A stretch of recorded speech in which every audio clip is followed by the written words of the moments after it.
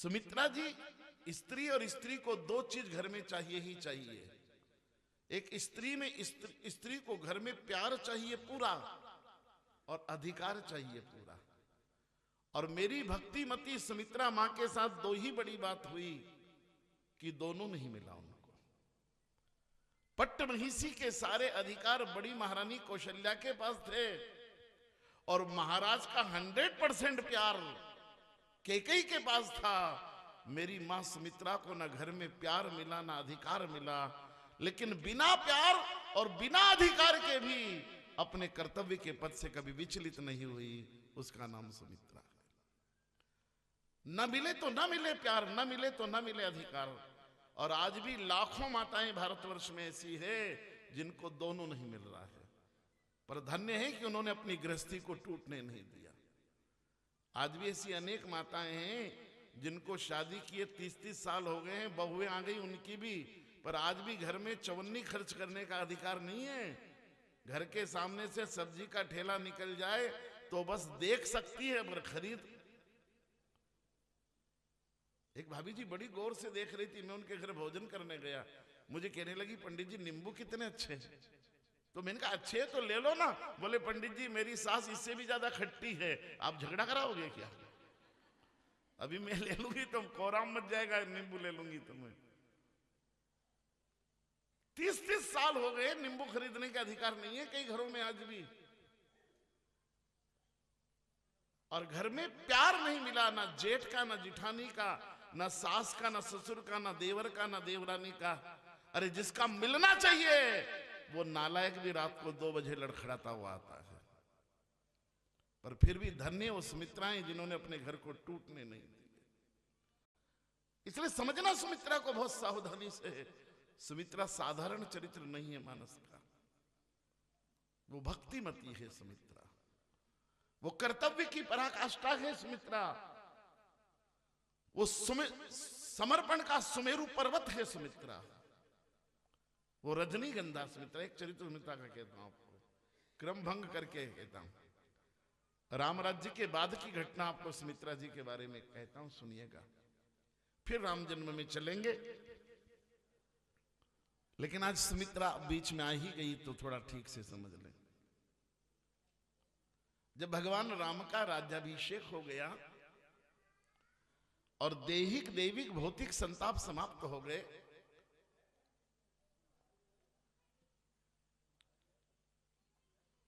एक दिन राम जी मां कैकेयी को मिलने गए, प्रणाम किया। कैकेयी जी ऐसी बैठी थी, नीचे बिछात थी, तो राम जी भी वहीं बैठ गए और महारानी कैकेयी एकदम रोने लगी। राम जी ने पूछा मैया रोती क्यों हो? जब मेरे राज्य में दैहिक दैविक भौतिक संताप बचे ही नहीं तो फिर क्या रोने किस बात का? बोले राम ये जो मेरा संताप है ना, ये तीनों से अलग है। ये ना दैहिक है, ना दैविक है, ना भौतिक है। बोले फिर? बोले कैकेयी का हृदय रो रहा है, मेरी ममता रो रही है, मेरा वात्सल्य रो रहा है, मेरा प्रेम रो रहा है। राम हुआ क्या मां? बोले राम जब से मैंने तुझे 14 वर्ष वन में भेजा ना, तब से मेरे बेटे भरत ने मुझे मां कहना छोड़ दिया। ये मां नहीं कहता, मुझे राजरानी कहता है, राजमाते कहता, अपनी मां नहीं कहता। जिसे मैंने 9 महीने गर्भ में रखा, प्राण दांव पर लगाकर प्रसव की पीड़ा भोगकर जिसको जन्म दिया, जिसे 3 साल सीने से चिपका कर मैंने दूध पिलाया, वो भरत ही मुझे मां नहीं कहता है। राम मैं मरना चाहती हूं, अब और जीने की इच्छा नहीं बची, बस आखिरी मेरी इच्छा पूरी कर दे राम। बोले मां क्या? बोले बस भरत से एक बार मां खिलवा दे मुझे।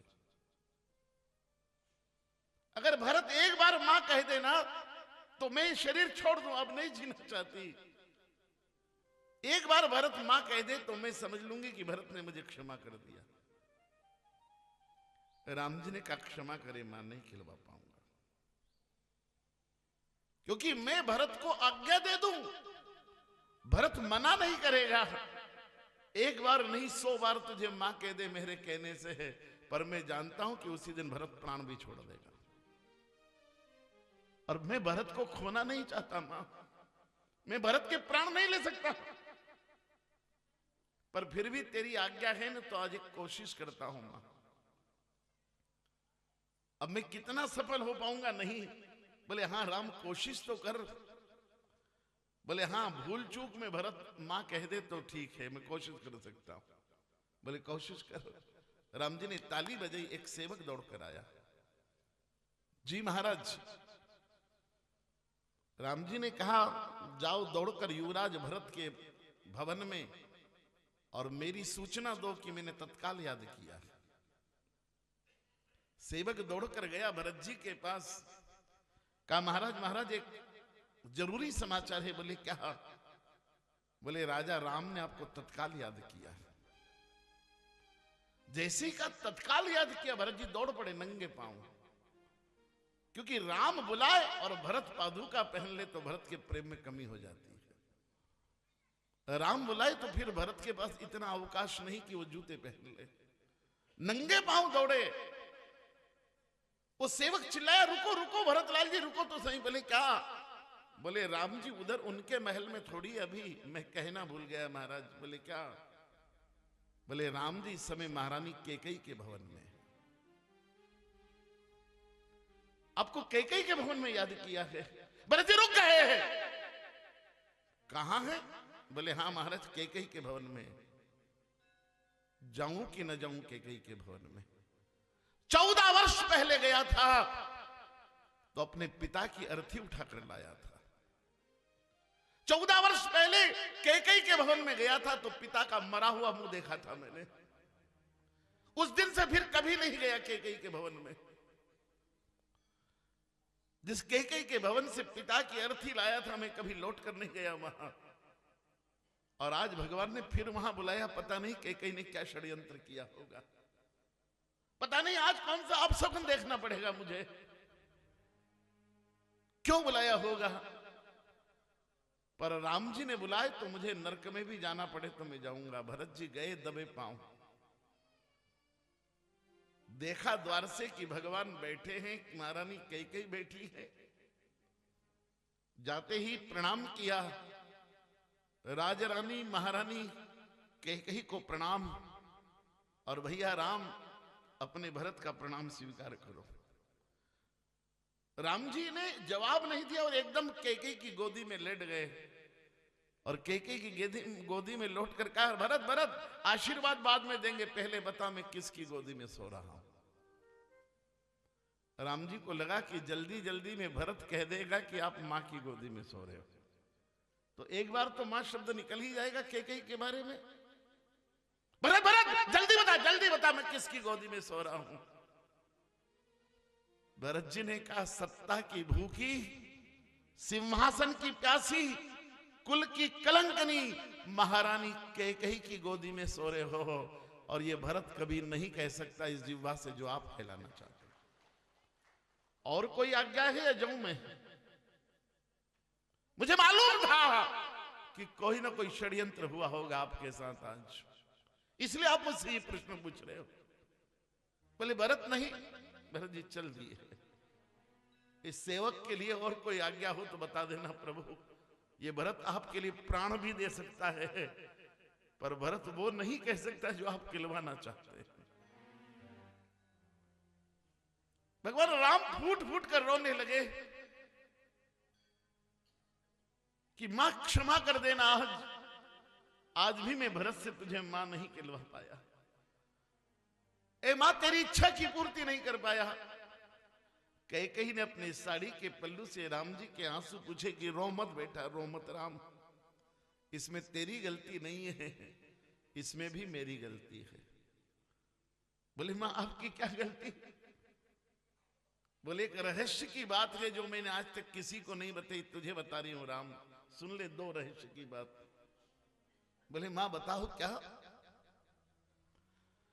बोले जब पुत्रेष्ठी यज्ञ हुआ था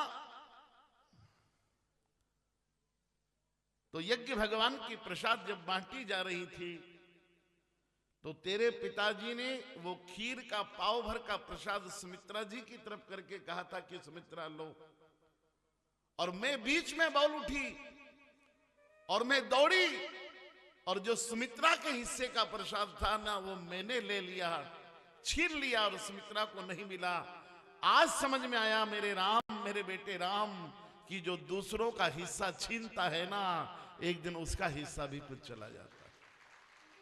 मैंने छीना था, हाँ हाँ हाँ राम, हाँ राम, मैंने छीना था सुमित्रा का हिस्सा, तो मेरा बेटा भी मेरा नहीं बचा मेरे पास, मेरा बेटा भी मुझे मां नहीं कहता। राम, आज समझ में आया कि दूसरों के हिस्से छीनते हैं, एक दिन खुद उनके भी हिस्से खो जाते हैं।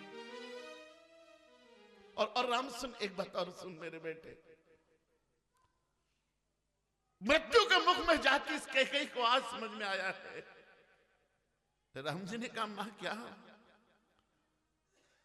बोले राम, तेरे पिताजी ने अपने ही हाथ से प्रसाद महारानी कौशल्या को दिया, तेरे पिताजी महाराज अवधपति ने अपने ही हाथ से प्रसाद मुझे दिया, पर सुमित्रा को प्रसाद नहीं दिया। मैंने एक दिन पूछा था महाराज से कि आपने सुमित्रा को प्रसाद क्यों नहीं दिया था, तब तेरे पिताजी ने कहा था कि वो भक्तिमती है। और सुनो कैकेयी और कौशल्या, भक्ति दुनिया वालों के हाथ से प्रसाद नहीं लेती है, भक्ति तो जब भी लेती है भगवान के हाथ से लेती है। मैं कौन उसे देने वाला? भक्ति तो जब भी लेगी भगवान के हाथ से प्रसाद लेगी। और सुनो राम, मेरी एक बात तो सुन ले। बोले मां बोलो ना क्या? बोले तेरे पिताजी से प्रसाद मुझे मिला हाथ से तो एक बैठा हुआ, तेरी मां कौशल्या को तेरे पिताजी ने प्रसाद दिया तो उसको एक बैठा हुआ, पर जिसको दुनिया वालों ने कम दिया उसको भगवान ने कभी नहीं ठगा। हम दोनों को तो एक एक बेटे हुए, पर जिसको प्रसाद नहीं दिया था उसको भगवान ने दिए तो दो दो बेटे दिए। वो दो दो बेटों की मां बनी, क्योंकि भगवान जब भी देता है उम्मीद से दुगना ही देता है। ये दुनिया वाले क्या दे पाएंगे? जिसे भगवान देता है ना, उसे तो उम्मीद से दुगना ही देता है। इसलिए मैं सुमित्रा को प्रणाम करती हूं कभी कभी मन ही मन। राम, सुमित्रा है तो हमारा घर मंगल भवन है राम, सुमित्रा ना होती ना तो तेरा जन्म भी शायद नहीं हो पाता होता। ये सुमित्रा का चरित्र है जिसकी वंदना अंत में कैकेयी भी करती है। और इसलिए सुमित्रा यज्ञ की पूर्णाहुति का चरित्र है। तीनों रानियों ने प्रसाद पाया है, तीनों रानियां गर्भवती हुई है, और वो क्षण, वो मुहूर्त, वो पल, वो घड़ियां अब अवध में आने को है जब भगवान राम का जन्म होने वाला है। सारे देवता इत्यादि प्रार्थना करने में लगे हैं, लेकिन आइए उस तिथि को, उस मुहूर्त को, उस क्षण को प्रणाम कर लें जिसमें राम प्रकट हुआ करते हैं। गोस्वामी जी कहते हैं नौमी तिथि मधुमास पुनीता। नौमी की तिथि है, मधुमास है जिसे चैत्र मास कहा गया, शुक्ल पक्ष में है, नौमी की तिथि है, मंगलवार का दिन है, ना अधिक शीत है ना अधिक घाम है, मध्याह्न में भगवान सूर्य मध्य में है और ठीक विश्राम का समय रहता है 12 बजे। ऐसी पावन काल में, विश्राम काल में भगवान राम प्रकट होना चाहते हैं। आइए उस क्षण, उस मुहूर्त, उस घड़ी को प्रणाम करें जिसमें राम